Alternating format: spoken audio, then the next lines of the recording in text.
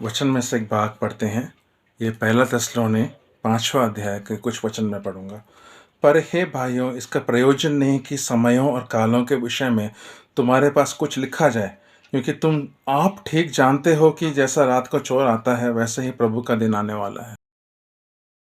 जो है इस समय यीशु मसीह के दोबारा प्रकट होने के लिए इंतज़ार कर रहे हैं, और दुनिया की जो निशानियां हैं वो हमें बताती है कि यीशु मसीह का आना जो है बहुत पास आ गया। वचन में आगे लिखा है, जब लोग कहते होंगे कि कुशल है और कुछ बहे नहीं। इसको देखो, ध्यान से सुनिए।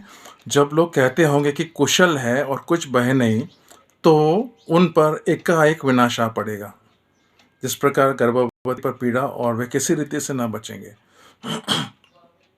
यहाँ पे जो दिन है यीशु मसीह का जो आगमन है, जिसको रैप्चर बोलते हैं या उठा लिए जाना बोलते हैं, वो मसीह के जो लोग हैं, यीशु मसीह के जो लोग हैं, जो चुने हुए लोग हैं, जिसमें आप भी हो, वैसा मैं विश्वास करता हूँ, हमारे लिए ये एक खुशी का वक्त है जब हम इस संसार को छोड़ करके प्रभु के साथ जाकर मिलेंगे।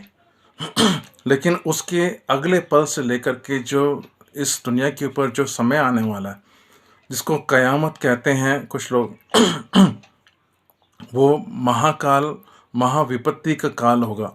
वो जो है वो उनके ऊपर किस प्रकार से आएगा करके वचन कहता है। अचानक से ही सब बदल जाएगा। एक नया गवर्नमेंट होगा जो मसीह विरोधी का गवर्नमेंट होगा, और जो मसीह के लोग जो छूट गए, जो प्रभु के आगमन में नहीं जा पाए, उनको सताएगा। 3.5 साल में उसको उन सबको मरवा डालेगा। और जो दुनिया में जो लोग रहते हैं उनके ऊपर वो शासन करेगा क्रूरता के साथ में। वो क्रूर शासक होगा, है ना। इसका चित्र हम आजकल दुनिया में देख ही रहे हैं। 38 लाख लोग मर चुके हैं पिछले बार जब कोविड शुरू हुआ तब से लेकर के अब तक। तो देखो, जब अभी ये हम कृपा युग में रहते हैं तो ये हाल है। तो जब कृपा युग खत्म होगा तो क्या हाल होगा, आप थोड़ा सा सोच करके देखिए इस बात को। आप अपने बारे में सोचिए कि आप ऐसे समय में रहना चाहेंगे। नहीं, मैं नहीं रहना चाहूँगा। मैं चाहता हूँ कि यीशु मसीह का आगमन जब हो, मैं जाऊँ, इस संसार को छोड़ करके मैं चले जाऊँ। ठीक है, आगे हम पढ़ते हैं परमेश्वर के वचन से। पर हे भाइयों, तुम तो अंधकार में नहीं हो। देखो, ये जो है, जो यीशु मसीह की रोशनी पाए हैं उनके लिए लिखा है कि वो दिन तुम पर चोर के ना आ पड़े, क्योंकि तुम सब ज्योति के संतान हो और दिन की संतान हो। हम ना रात के हैं ना अंधकार के हैं, इसलिए हम औरों के नाए सोते ना रहें, पर जागते और सावधान रहें। देखो, यहाँ पे एक शब्द आया है, जागते रहना। इसका मतलब ये नहीं कि हमारे शरीर में जागते रहना। नींद परमेश्वर की बनाई हुई चीज़ है। इसको मैं 2 मिनट बाद फिर एक्सप्लेन करूँगा।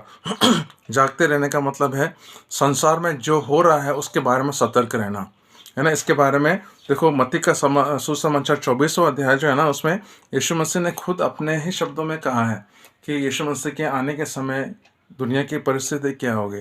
और उसमें उन्होंने 42वें वचन में ऐसा लिखा है, इसलिए जागते रहो, क्योंकि तुम नहीं जानते कि तुम्हारा प्रभु किस दिन आएगा।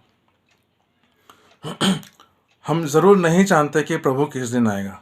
बाइबल में कहीं नहीं लिखा है कि किस दिन आएगा, लेकिन उनके आने के समय के पहले जो दुनिया की हालत होगी उसके बारे में हम कई जगह देखते हैं, है ना। तो ये परमेश्वर का वचन हमको चेतावनी देता रहता है। और एक तरफ तो परमेश्वर का वचन है जो हमको चेतावनी देता रहता है, दूसरी तरफ जो है हमको जागृत रहना है, हमको अवेयर रहना है कि दुनिया के अंदर क्या हो रहा है। तो अगर हम ऐसे रहेंगे तो हम जो है तैयार रहेंगे। हमारे ऊपर वो दिन चोर के जैसे नहीं आ जाएगा। एक वो फंदे के जैसे, जैसे जानवर पकड़ने वाले फंदा फेंकते हैं, चिड़िया पकड़ने वाले फंदा फेंकते हैं, उस प्रकार से हमारे ऊपर नहीं आएगा। देखो, इसमें आगे पढ़ते हैं, क्योंकि जो सोते हैं वे रात ही को सोते हैं, और जो मतवाले होते हैं वे रात ही को मतवाले होते हैं। पर हम जो दिन के हैं, विश्वास और प्रेम के जीवन पर उद्धार की आशा का टोप पहनकर सावधान रहें, क्योंकि परमेश्वर ने हमें क्रोध के लिए नहीं परंतु इसलिए ठहराया है कि हम अपने प्रभु यीशु मसीह के द्वारा उद्धार प्राप्त करें। फिर से ये शब्द आता है, वो हमारे लिए इस कारण मरा कि हम चाहे जागते हों। अब ये जो जागना है, ये शरीर का जागना है। जागने का मतलब है जब हम नींद में नहीं है। चाहे जागते हों चाहे सोते हों, सब मिलकर उसी के साथ जिए। भले हम शरीर में जाग रहे हों या सो रहे हों, लेकिन अगर हम जागृत हों, जो हमने 6वें वचन में पढ़ा, अगर हम जागरूक हों तो वो दिन हमारे ऊपर फंदे के जैसे नहीं आएगा। आज आप दुनिया की हालत देख लो, लोग कहते हैं कि लॉकडाउन नहीं है, कोई खतरा नहीं है ना? ये तीसरे वचन में हम पढ़े थे कि जब लोग कहते होंगे कि कुशल है और कुछ भय नहीं, तो उस समय अचानक से ये दिन आ पड़ेगा। मत ध्यान दो उन बातों के ऊपर जब कहते हैं लोग कि सब कुशल है। अपना इस्तेमाल करो, दिमाग इस्तेमाल करो, अपनी सोच इस्तेमाल करो, जागते रहो, सोचो कि ये सब क्यों हो रहा है? क्या पहले ऐसा हुआ था? क्या दुनिया में और वायरसेस नहीं है? क्या दुनिया में महामारियां और पहले नहीं आई? तो उस समय और इस समय में फ़र्क क्या है? आप इसके बारे में सोच के तो देखो। दुनिया की हालत उस समय ऐसी नहीं थी जिस समय आज ऐसी है, जिस प्रकार से है। तो वचन सारा कुछ बता रहा है, बार-बार, बार-बार एक ही बार बता रहा है कि यीशु मसीह का आ गया, आ गया, आ गया। हम कब तैयार करेंगे अपने आप को? है ना? भजन संहिता 124वें अध्याय के अंदर हम एक वचन पढ़ेंगे। उसका 7वां वचन जो है, 124 का 7वां वचन इस प्रकार से कहता है, देखिए इसको हम पढ़ते हैं। हमारा जीव पक्षी के नाई चिड़ीमार के जाल से छूट गया, जाल फट गया, हम बच निकले। परमेश्वर आपको आशीर्वाद दे।